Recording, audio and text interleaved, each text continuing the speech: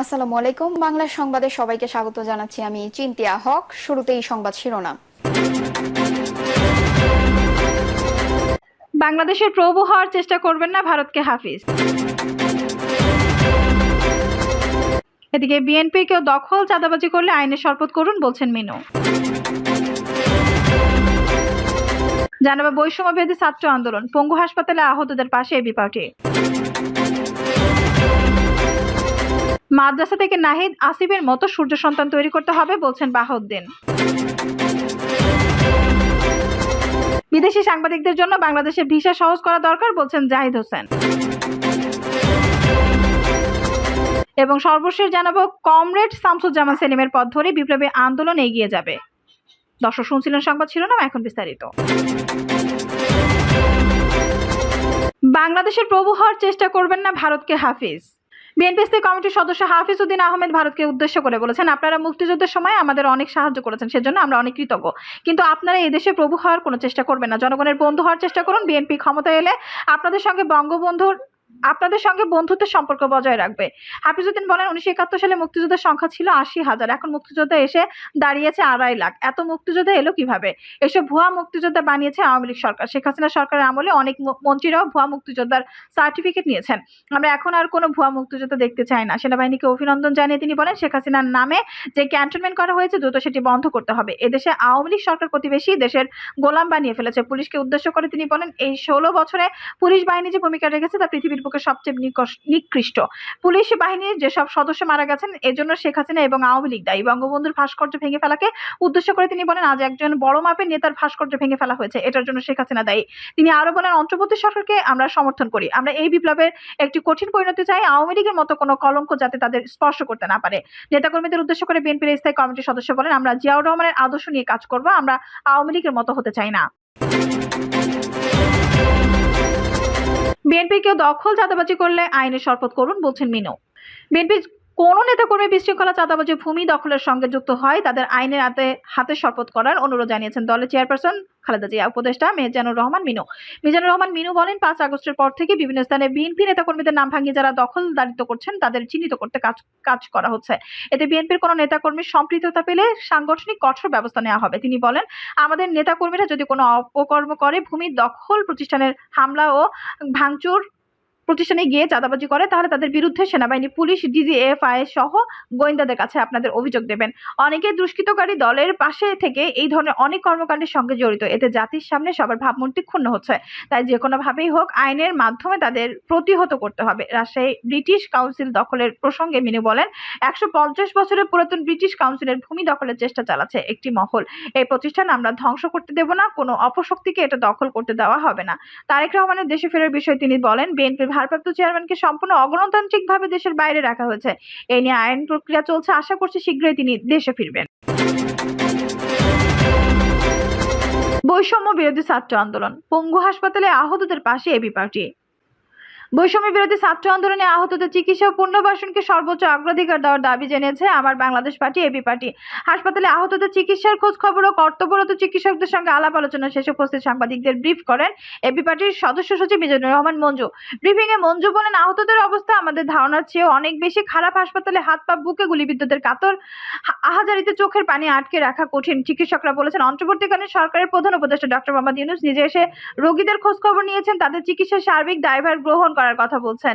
মঞ্জু বলেন, আহত পঙ্গুরা নতুন বাংলাদেশ সৃষ্টির নায়ক, তাদের চিকিৎসা ও পুনর্বাসনকে সর্বোচ্চ অগ্রাধিকার দিতে হবে। আমরা আমাদের সামর্থ্য অনুযায়ী কিছু আহতদের সহায়তা করার চেষ্টা করছি। শুরু থেকে দলের যুগ্ম আহ্বায়ক প্রফেসর ডক্টর আব্দুল ওয়াহাব মিনারের নেতৃত্বে চিকিৎসা ও পুনর্বাসন বিষয়ে সার্বিকভাবে সমন্বয় কাজ চলমান আছে। তিনি বৈষম্য বিরোধী ছাত্র আন্দোলনের সমন্বয়ক ও নেতাদের দৃষ্টি আকর্ষণ করে বলেন, রাস্তায় ট্রাফিক কার্যক্রম পরিচালনা, রাস্তা পরিষ্কার, বিপ্লবের গ্রাফিতি অঙ্কনের পাশাপাশি গুরুত্বপূর্ণ কাজ হলো হাসপাতালে যেসব লাশ ও আহতরা আছে তাদের প্রতি মানবিক দায়িত্ব পালন করা। আহতদের সুচিকিৎসা পুনর্বাসন কার্যক্রম তদারকির জন্য কেন্দ্রীয় এবং আঞ্চলিক মনিটরিং সেল গঠনের জন্য ছাত্রদের প্রতি পরামর্শ দেন মঞ্জু। ডক্টর আব্দুল ওয়াহাব মিনার বলেন, আমরা আন্দোলনের শুরু থেকে প্রতিটি হাসপাতালে আহতদের চিকিৎসার সার্বিক খোঁজ খবর রাখার চেষ্টা করছি। আজ সকালে ঢাকা মেডিকেল ও সরওয়ার্দী হাসপাতালে সংরক্ষিত 42 লাশগুলো শনাক্তকরণে সংবাদকর্মী ভাই বোনদের অসহায় তাদের সহায়তায় তাদের পরিবারের কাছে পৌঁছানোর চেষ্টা চালিয়েছি। এখন আমরা পঙ্গু হাসপাতালে আছি, মানুষের সেবা অধিকার আদায়ে আমরা সাধ্যমতো চেষ্টা চালিয়ে যাচ্ছি। তিনি চিকিৎসা সংক্রান্ত যে কোনো সময় এবি পার্টি জনগণকে সার্বিক সহায়তা করবে বলে আশ্বস্ত করেন। মাদ্রাসা থেকে নাহিদ আসিফের মতো সূর্য সন্তান তৈরি করতে হবে বলছেন বাহাউদ্দিন। দেশের মাদ্রাসাগুলোতে গুণগত মানের শিক্ষা নিশ্চিতের আহ্বান জানিয়েছেন মাদ্রাসা শিক্ষকের অরাজনৈতিক সংগঠন বাংলাদেশের জমিয়াতুল মদরেসিনের সভাপতি ও দৈনিক ইনকিলাব সম্পাদক এম বাহাউদ্দিন। দেশের মাদ্রাসাগুলোতে গুণগত মানের শিক্ষা নিশ্চিতের আহ্বান জানিয়েছেন মাদ্রাসা শিক্ষকদের অরাজনৈতিক সংগঠন বাংলাদেশ জমিয়াতুল মেদারেসিনের সভাপতি ও দৈনিক ইনকিলাব সম্পাদক এম বাহাউদ্দিন। তিনি বলেন, মাদ্রাসা ছাত্রছাত্রী কত হলো, কত আয় হলো, এটি দিয়ে সাফল্য নির্ধারণ হয় না।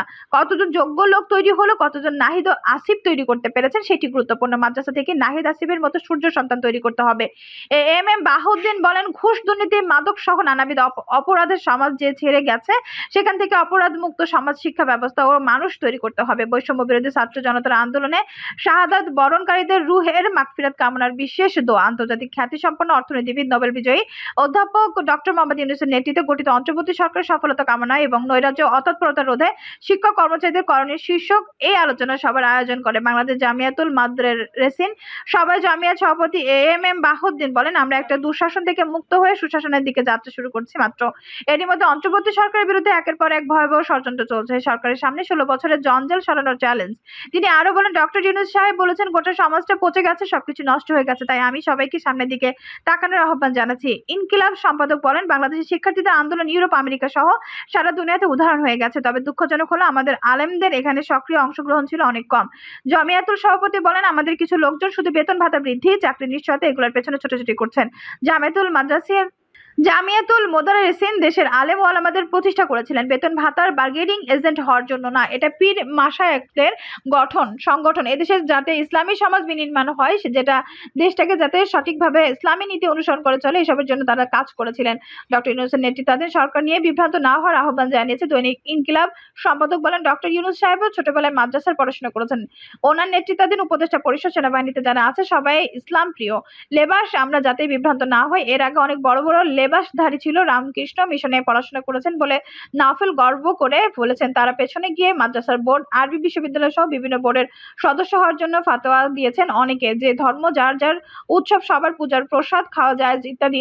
তিনি বলেন, উৎসব সবার হতে পারে কেন, যার যার ধর্মীয় উৎসব তার পালন করবেন। এই ধরনের ফতোয়া যারা দিয়েছেন তাদের পেছনে কোনো ইমানদার থাকতে পারে না। এম বাহাউদ্দিন বলেন, এ সরকার, অন্তর্বর্তী সরকার আমাদের সারা দেশে শর্তহীন সমর্থন ও সহযোগিতা দিয়ে যেতে হবে, কারণ এই সরকারের কোনো রাজনৈতিক উচ্চাভিলাষ নেই। তাদের রাষ্ট্র গঠনে এই বছরও লাগতে পারে, এর বেশিও লাগতে পারে। রাষ্ট্রটার অর্থনৈতিক, শিক্ষা সহ সর্বক্ষেত্রে ভয়াবহ অবস্থা, এটা পরিচ্ছন্ন করতে সময় লাগবে। ইনকিলাব সম্পাদক বলেন, আমাদের কোনো চাওয়া পাওয়া, উচ্চ আকাঙ্ক্ষা নেই। আমরা চাই সমাজ সুন্দর হোক, সমাজে যেন সম্মান নিয়ে চলতে পারি। 1971 সালে কোনো দল কি করেছে সেটি নিয়ে এতদিন দাড়ি টুপি দেখলে অসম্মানিত করা, সেকেন্ডারি নাগরিকের মতো চলা, সেটি আর থাকবে না। আমরা এখন সবে প্রথম শ্রেণী নাগরিক হিসেবে চলবো।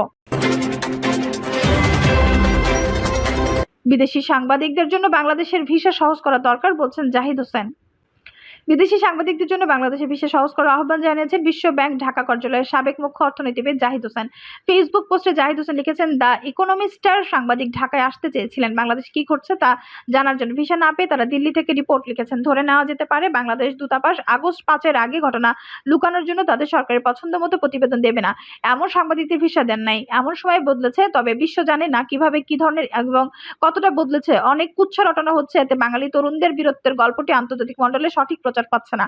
ওরা আসুক, দেখুক, বুঝুক, বলুক তাদের তরুণরা কিভাবে তাদের জীবন, রক্ত আর ঘাম দিয়ে একটি দানব সরকারের পতন ঘটিয়েছে, তারপর কিভাবে তার জনসেবা করে যাচ্ছে, কিভাবে রাজনৈতিক অধিকারের অতন্ত্র প্রহরীর ভূমিকা রাখছে। ওরা শুধু আমাদের নয়, ওরা সারা বিশ্বের বিষয়। ওরা মানব অধিকার যোদ্ধাদের অহংকার। তারা দেখুক কিভাবে নতুন সরকার দেশ পরিচালনার জন্য শিক্ষার্থী ও সেনাবাহিনীর সহযোগিতায় একটি নতুন অধ্যায় রচনার চেষ্টায় আছে। যোগ্য ব্যক্তিদের দেশের হাল ধরার সুযোগ দেওয়া হচ্ছে। মুক্ত সাংবাদিকতা ফিরে এসেছে। রাজনীতিবিদরা কি ধরনের ভূমিকা রাখছেন, বিদেশি সাংবাদিকদের বাংলাদেশে আসার জন্য ভিসা দেওয়ার পদ্ধতি সহজ করা দরকার। কি ধরনের স্টোরি করবে তার কোনো শর্ত আরোপ করা যাবে না। দানব সরকার পজিটিভ স্টোরি করার শর্তে বিদেশি সাংবাদিকদের ভিসা দিত বলে প্রায়ই শোনা যেত। নতুন বাংলাদেশের কাহিনী জানতে দিল্লি যেতে হবে কেন? সেখান থেকে কি বিকৃত চিত্র দেওয়া হবে না? ঢাকা কেন আসতে পারবে না? মাননীয় পররাষ্ট্র উপদেষ্টার দৃষ্টি আকর্ষণ করছি। কমরেড শামসুজ্জামান সেলিমের পথ ধরে বিপ্লবী আন্দোলন এগিয়ে যাবে। মহান মুক্তিযুদ্ধের বীর সেনানী, এদেশের কমিউনিস্ট আন্দোলনের প্রখ্যাত নেতা, খ্যাত মজুর সমিতির সাবেক সভাপতি, বাংলাদেশের কমিউনিস্ট পার্টি সিপিবি কেন্দ্রীয় কমিটির প্রেসিডিয়াম সদস্য কমরেড শামসুজ্জামান সেলিম এর প্রথম মৃত্যুবার্ষিকীতে সিপিবি কেন্দ্রীয় কার্যালয়ে তার প্রতি শ্রদ্ধা নিবেদন করে শ্রদ্ধা নিবেদনের শেষে সমাবেশের সংক্ষিপ্ত বক্তব্য সিপিবি সাধারণ সম্পাদক কমরেড রুহিন হোসেন প্রিন্স বলেন, দেশের ছাত্র জনতার অভ্যুত্থানের মধ্য দিয়ে যে বিজয় অর্জিত হয়েছে সে বিজয় সুসংহত করতে হবে। মুক্তিযুদ্ধের বিপক্ষে সকল অপশক্তির বিরুদ্ধেও ছাত্র জনতাকে সজাগ এবং সতর্ক থাকতে হবে। অভ্যুত্থানের মধ্য দিয়ে সঠিক অন্তর্বর্তীকালীন সরকার যদি কোনো বৈষম্য করে জনগণ তা মেনে নেবে না।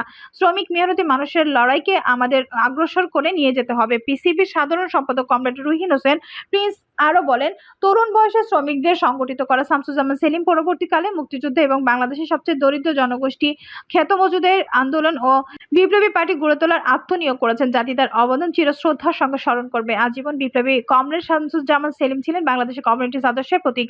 তিনি হাজার হাজার তরুণকে কমিউনিস্ট আদর্শ আন্দোলনের উদ্বুদ্ধ করেছেন। তার দেখানো আদর্শের পথ ধরে কমিউনিস্ট পার্টি শ্রেণী বিপ্লবী আন্দোলনকে এগিয়ে নেবে। সিপিবির সাধারণ সম্পাদক কমরেড রুহিন হোসেন প্রিন্স বলেন, জাতি তার একজন শ্রেষ্ঠ সন্তানকে হারালো, যিনি ব্যক্তি গোষ্ঠী স্বার্থ উপেক্ষা করে মানব শক্তির স্বপ্ন দেখেছেন এবং তা বাস্তবায়নের জন্য জীবনের শেষ দিন পর্যন্ত লড়াই করে গেছেন। গণতন্ত্র, অসাম্প্রদায়িকতা, মুক্তিযুদ্ধ চেতনা, সমাজতন্ত্রের কথা মুক্ত, মানবের মুক্ত সমাজ প্রতিষ্ঠার সংগ্রামে নীতিনিষ্ঠ ও অবিচল থেকে প্রতি মুহূর্তে আমরা তার প্রতি শ্রদ্ধা জানাবো বলে উল্লেখ করেন কমরেড প্রিন্স। দর্শক, এই ছিল এখনকার সর্বশেষ সংবাদ। নিউজটি ভালো লাগলে অবশ্যই একটা লাইক দিন, কমেন্টে আপনার মূল্যবান মতামত জানান।